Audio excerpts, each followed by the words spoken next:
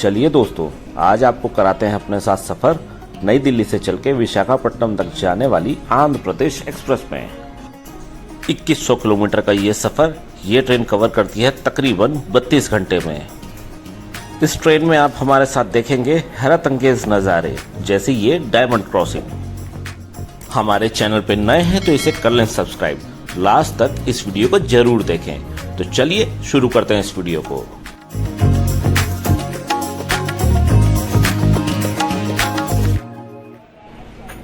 तो दोस्तों, आज से हम शुरू करने जा रहे थे अपनी विशाखापट्टनम सीरीज। इस सीरीज में आप देखेंगे कई लाजवाब वीडियो जो आने वाले एपिसोड्स में आपको नजर आएंगी। सफ़र की शुरुआत हमने करी नई दिल्ली के प्लेटफॉर्म नंबर 5 से।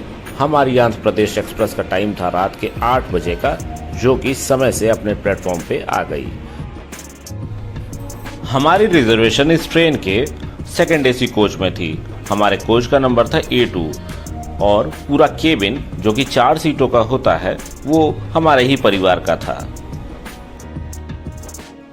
ठीक 8 बजते ही इस ट्रेन को आगे बढ़ने का सिग्नल मिल गया था, तो नई दिल्ली से ये ट्रेन अब स्टार्ट हो गई थी। देखिए इस ट्रेन का डिपार्चर।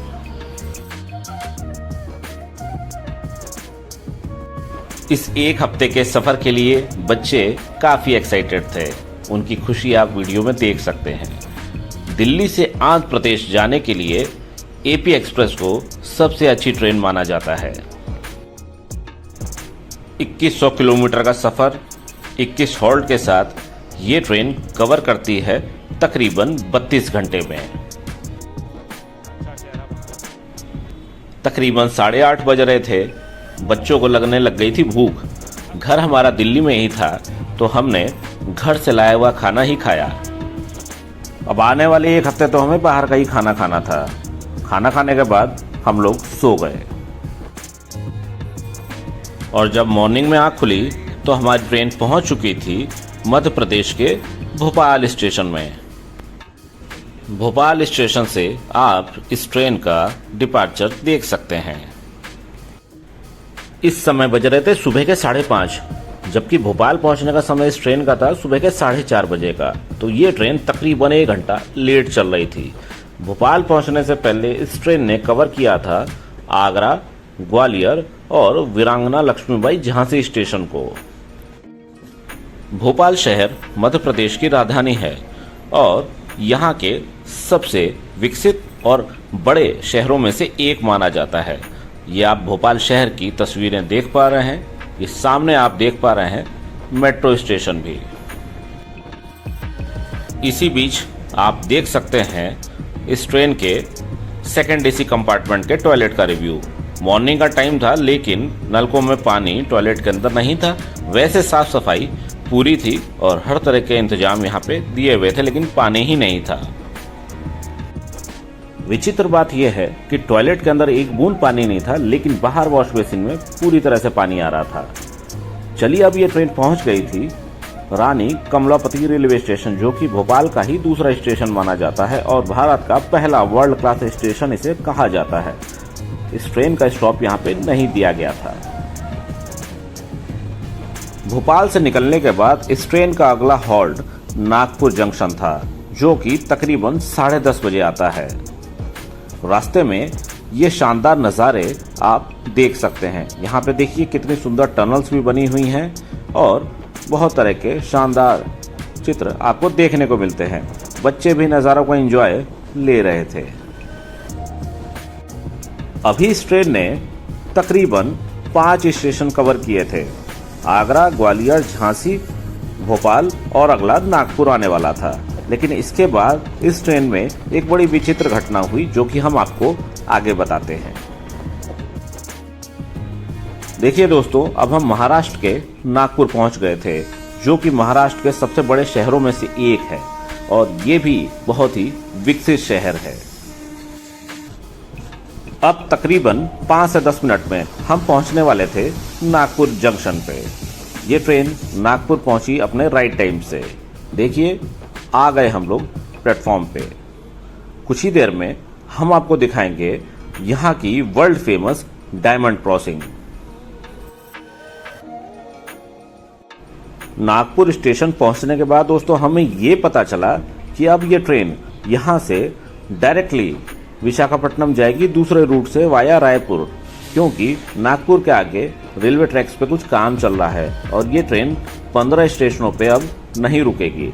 चलिए, हमने खरीद दिए थे नागपुर से यहाँ के स्पेशल समोसे और अब ये देखिए ये ट्रेन रिवर्स डायरेक्शन में जा रही है वाया रायपुर होते हुए विशाखापट्टनम। और बड़ी अजीब बात है कि ऑलमोस्ट 15 स्टेशन ये ट्रेन अब कवर नहीं करेगी। अब देखिए दोस्तों, ये आ गया सामने आपके नज़ारा यहाँ की वर्ल्ड फेमस डायमंड क्रॉसिंग का। डायमंड क्रॉसिंग क्या है आप ये नज़ारा देख के अपने आप ही समझ सकते हैं।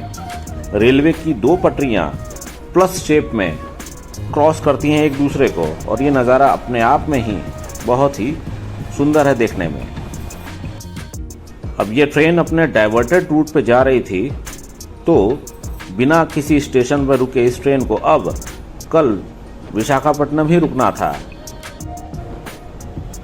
हाँ, मन उदास जरूर हो गया कि अगर ये ट्रेन अपने निर्धारित रूट से जाती तो हम हर स्टेशन पर रुक के आपको वहाँ की विशेषता बताते, लेकिन चलिए ऐसा ही मंजूर था तो ऐसा ही सही। लेकिन ये रूट भी बहुत ही खूबसूरत था।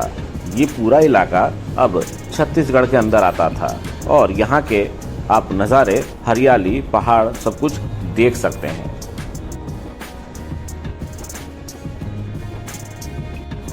अब ये ट्रेन एक स्पेशल वीआईपी ट्रेन की तरह चल रही थी। इसका किसी भी स्टेशन पे कोई भी हॉल्ट नहीं था। नॉन स्टॉप अब इस ट्रेन को सीधे विशाखापट्टनम जाना था। इस चीज़ की जानकारी हमें पहले नहीं थी। जब हम दिल्ली से चले थे तो हमें यही बताया गया था कि ये ट्रेन हर स्टेशन पे रुकेगी, लेकिन अचानक से कुछ इंटरलॉकिंग का काम आ गया नागपुर के आगे चंद्रपुर स्टेशन पे, जिस वजह से हर ट्रेन को जो साउथ इंडिया जाती है वाया विजयवाड़ा रूट उसको डाइवर्ट कर दिया गया था वाया रायपुर। अब यह ट्रेन बिना रुके हमें सीधे विशाखापट्टनम पहुंचाने वाली थी। ट्रेन के अंदर बच्चे एंजॉय ही कर रहे थे क्योंकि बाहर के नज़ारे काफ़ी सुंदर थे। अब बारी आ गई थी लंच करने की। हमने ट्रेन से ही अपने लिए लंच ऑर्डर किया। पहली बार हमने इस ट्रेन में पेंट्री कार के अंदर बने खाने का आनंद लिया क्योंकि अब घर से लाया हुआ खाना ख़त्म हो गया था। अब देखिए दोस्तों, इस समय रात के तकरीबन 7 से 8 बज रहे थे और ये ट्रेन पानी वानी भरने के लिए रायपुर स्टेशन पर रुकी। यहाँ पे इसका ऑफिशियल कोई हॉल्ट नहीं है, लेकिन फिर भी इस ट्रेन ने यहाँ पे आधे घंटे का हॉल्ट लिया और साफ सफाई और पानी भरने के लिए इस ट्रेन को यहाँ पे रोका गया। ये छत्तीसगढ़ की राजधानी रायपुर की तस्वीर आप देख रहे हैं। यहाँ ट्रेन रुकी थी तो हमने भी थोड़ा बहुत खाने पीने का सामान, बिस्किट, नमकीन और कुछ फल रायपुर स्टेशन से लिए। अगर आपका सफ़र तकरीबन 32 घंटे का हो, वो भी नॉन स्टॉप, तो थोड़ी सी बोरियत तो हो ही जाती है, लेकिन फिर भी इस सफ़र में हमें नज़ारे अच्छे देखने को मिल रहे थे तो ज़्यादा पता नहीं चला। अब हमारी डे 3 की शुरुआत होती है और हम पहुंच चुके थे आंध्र प्रदेश स्टेट के अंदर। यहाँ के वातावरण और आबो हवा काफ़ी साफ़ सुथरी हमें महसूस हो रही थी। ये सुबह के समय का नज़ारा है और काफ़ी शुद्ध हवा हमें देखने को मिल रही थी। इस ट्रेन के विशाखापट्टनम पहुंचने का समय था सुबह के तकरीबन 4 बजे का, लेकिन डाइवर्टेड रूट होने के कारण इस ट्रेन को 3 से 4 घंटे का समय एक्स्ट्रा लग गया। ये ट्रेन तकरीबन 8 बजे के लगभग विशाखापट्टनम स्टेशन पहुंचने वाली थी। रास्ते में ये कुछ छोटे मोटे स्टेशन जहां पे भी इस ट्रेन का कोई ऑफिशियल हॉल्ट नहीं था, ये ट्रेन रुक रही थी। आंध्र प्रदेश के स्टेशन छोटे छोटे ही थे लेकिन काफी साफ सुथरे थे और भीड़ भाड़ भी यहाँ पे हमें देखने को किसी भी स्टेशन पे नहीं मिल रही थी।